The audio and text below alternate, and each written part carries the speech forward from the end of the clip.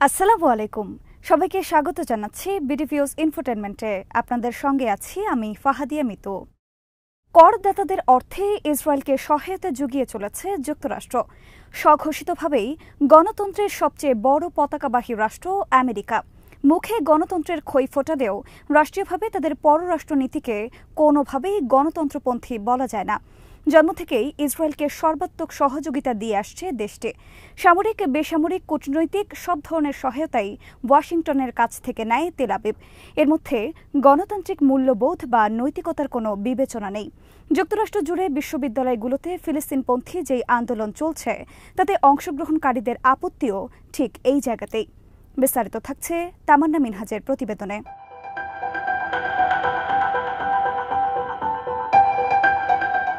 নিজ দেশকে গণহত্যার সহায়তাকারী হিসেবে দেখতে চায় না যুক্তরাষ্ট্রের আন্দোলনকারী ছাত্ররা। গাজাতে বোমা ফেলার কাজে ব্যবহার করা হচ্ছে আমেরিকার তৈরি যুদ্ধবিমান। বোমাগুলো তাদেরই বানানো। লাখ লাখ গাজাবাসীকে অনাহারে মৃত্যুর দিকে ঠেলে দেওয়ার ইসরায়েলি সিদ্ধান্তেরও কার্যকর কোনো প্রতিবাদ করছে না তারা। এসব বিষয়ে নিজ দেশের সরকারের বিরুদ্ধে প্রতিবাদী করে তুলছে আমেরিকানদের। শক্তি প্রয়োগ করেও বিক্ষোভ থেকে দূরে রাখা যাচ্ছে না তাদের।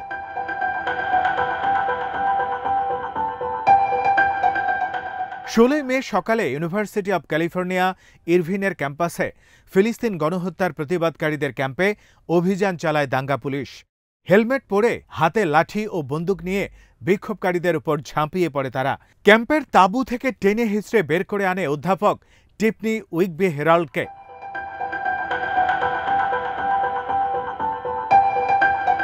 এই গ্লোবাল স্টাডির প্রফেসর ছাড়াও ওই ঝটিকা অভিযানে গ্রেপ্তার হয় বহু শিক্ষার্থী ও শিক্ষক। হাতকড়া পরিয়ে পুলিশের গাড়িতে তোলার আগে এই শিক্ষক সাংবাদিকদের বলেন, একটি গণতান্ত্রিক দেশের পররাষ্ট্র নীতিতে গণহত্যা থাকতে পারে না। শিক্ষার্থীদের যদি ভবিষ্যৎই না থাকে তাহলে আমি চাকরি করে কি করব? এই বক্তব্য শুধু তার একার নয়, বিক্ষোভে অংশগ্রহণকারী সবার।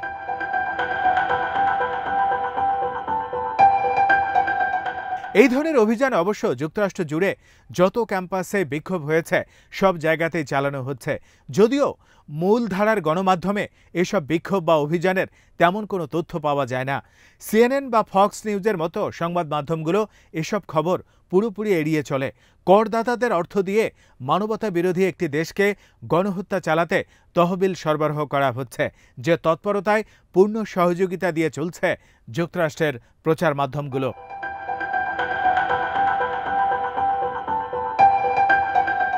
মার্কিন গণমাধ্যমের দৃষ্টিতে এসব বিক্ষোভ ইহুদি বিদ্বেষী। যুক্তরাষ্ট্রের কোটি কোটি মানুষ এখন এই বিক্ষোভের পক্ষে আওয়াজ তুলেছে। তবে গণমাধ্যমের ভাষায় এসব মানুষ ইহুদিদের ঘৃণা করে, আর সে কারণেই এই বিক্ষোভ।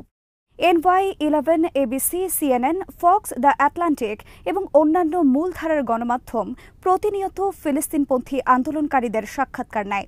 বিস্ময়কর বিষয় হল, এসব সাক্ষাৎকার খুব কমই প্রচার করা হয়। গাজায় বাস্তবিক অর্থে কি ঘটছে সে সম্পর্কে মানুষকে অন্ধকারে রাখতে চায় আমেরিকার গণমাধ্যম।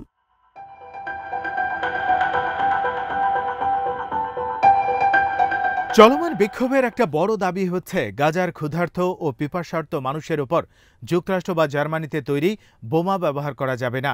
এসব বোমার সরবরাহ বন্ধ করতে হবে। এ ধরনের দাবির পর গণমাধ্যমে শিরোনাম হয়, বিক্ষোভকারীরা ইহুদি বিদ্বেষী।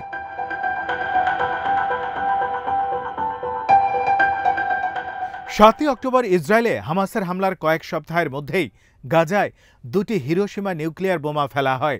যুদ্ধবিরোধী নেতা মেবি বেনিয়ামিন ও নিকোলাস ডেভিস তাদের সম্প্রতি প্রকাশিত প্রতিবেদনে জানান, রাফায় ইসরায়েলি অভিযানের কারণে 14 লাখ মানুষ বাস্তুহীন হয়ে পড়ে।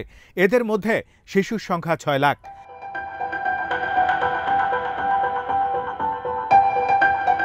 F-16 যুদ্ধবিমান থেকে তাদের উপর বোমা বর্ষণ করা হয়। একসময় এই যুদ্ধবিমান তৈরি করা হতো জেনারেল ডাইনামিক্সে, তবে এখন সাউথ ক্যারোলাইনার লকহিড মার্টিনে তৈরি করা হয়। এই যুদ্ধবিমান দিয়েই ইসরায়েল বহু বছর ধরে গাজা, লেবানন ও সিরিয়ার বেসামরিক নাগরিকদের উপর বোমা হামলা চালিয়ে আসছে।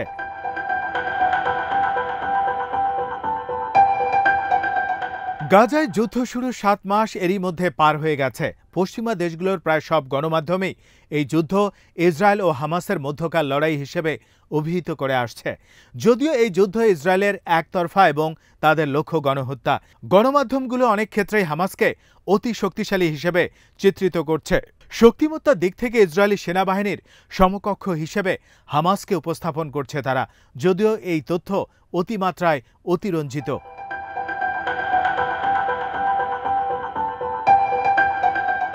যুক্তরাষ্ট্রে এই যুদ্ধের বিরোধিতা নিয়ে রাষ্ট্রীয় উদ্বেগও সীমাহীন। কলাম্বিয়া ইউনিভার্সিটি এবং নিউ ইয়র্কের সিটি কলেজে যে ক্যাম্প স্থাপন করা হয়েছে তার ওপর দিয়ে প্রতি রাতেই পুলিশের হেলিকপ্টার উড়ে বেড়ায়। এত নিচু হয়ে এসব হেলিকপ্টার ওড়ে ক্যাম্পে অবস্থানকারী কোনো বিক্ষোভকারীর পক্ষেই ঘুমানো সম্ভব হয় না। পাশাপাশি নজরদারির জন্য ড্রোনের আসা যাওয়া তো রয়েছেই।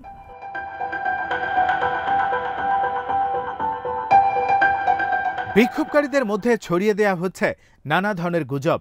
যদিও বিক্ষোভকারীদের ফিলিস্তিনপন্থী এবং জায়নবাদ বিরোধী নেতৃত্ব আত্মবিশ্বাসের সঙ্গে শান্তভাবে এসব গুজবের মোকাবেলা করছেন, ফলে আন্দোলন সবসময় ঐক্যবদ্ধ।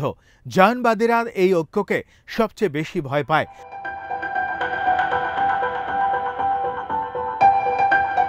তবে জায়নবাদীরাও হাল ছাড়ে না। তারা বিক্ষোভে চলমান ক্যাম্পাসগুলোতে নিয়মিত হাজিরা দেয়, নানা তির্যক মন্তব্য করে শিক্ষার্থীদের উত্তেজিত করার চেষ্টা করে।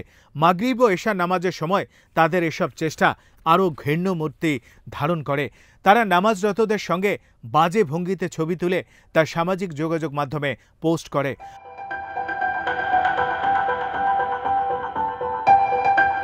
মানুষের মনোযোগ অন্যদিকে সরানোর জন্য সবকিছুই করে তারা, তবে তাতে সফল হতে পারে না। বিক্ষোভরত আন্দোলনকারীরা দৃঢ়তার সঙ্গে এ ধরনের প্রচারণাকে নাকচ করে দেয়। এখন বিক্ষোভের প্রধানতম নিয়ম হচ্ছে জায়নবাদীদের সঙ্গে জড়ানো যাবে না।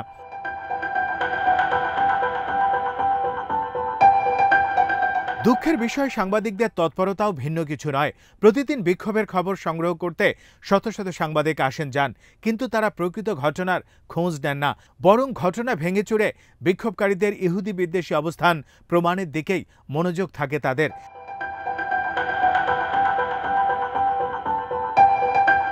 তাদের প্রচারে ইসরায়েলের পতাকা পোড়ানোর বিষয়টিকে গুরুত্ব দেয়া হলেও ফিলিস্তিনপন্থী আন্দোলনের ফিলিস্তিনিদের কথার কিছুই থাকে না।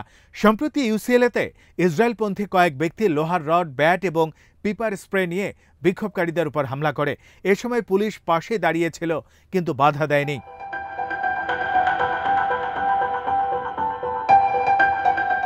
ফিলিস্তিনিদের পক্ষে চলমান এই বিক্ষোভে কিছু বিষয় অত্যন্ত গুরুত্বের সঙ্গে বিবেচনা করা হয়। এগুলো হলো, বিক্ষোভে অ্যালকোহল পান করা যাবে না, গাজা নিষিদ্ধ থাকবে এবং সবচেয়ে গুরুত্ব দেওয়া হবে গাজার চলমান পরিস্থিতিকে। শিক্ষার্থীদের এসব দাবিকে পশ্চিমা গণমাধ্যম অবশ্য ছেলে খেলা এবং ঘৃণাপূর্ণ বলে অভিহিত করেছে।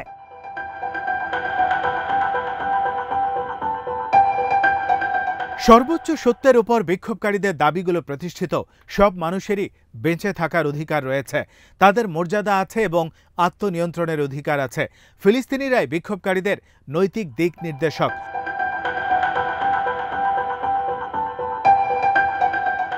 সব গ্রেপ্তার ও নির্যাতনের পরও একটি বাস্তবতা মুছে দেওয়া সম্ভব হচ্ছে না। জায়নবাদীরা প্রতিদিনই বাকি বিশ্ব থেকে একটু একটু করে বিচ্ছিন্ন হয়ে পড়ছে।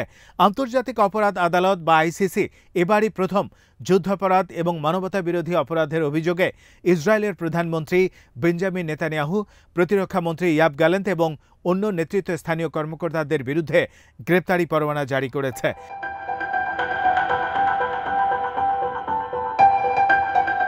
চলমান যুদ্ধের প্রতিবাদে শিক্ষার্থীরা তাদের সনদ ছিঁড়ে ফেলেছেন।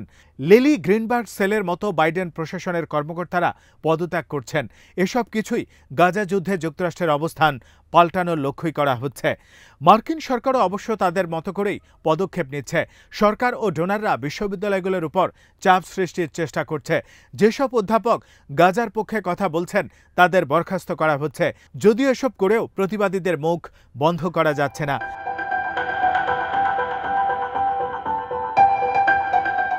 জন জে কলেজ অব ক্রিমিনাল জাস্টিসের অধ্যাপক ড্যানি শ বিক্ষোভকারীদের একজন। তিনি বলেন, বিক্ষোভকারীদের বেশিরভাগই আমাদের সন্তানের বয়সী। তাদের আমি বলতে চাই, তোমরা এগিয়ে যাও, লড়াই বন্ধ করো না। বিক্ষোভ করা তোমাদের অধিকার। সময়কে চিনে নাও, সবাইকে পথ দেখাও। গাজা তোমাদের দেখছে, আর ফিলিস্তিনি আমাদের নৈতিক দিক নির্দেশক।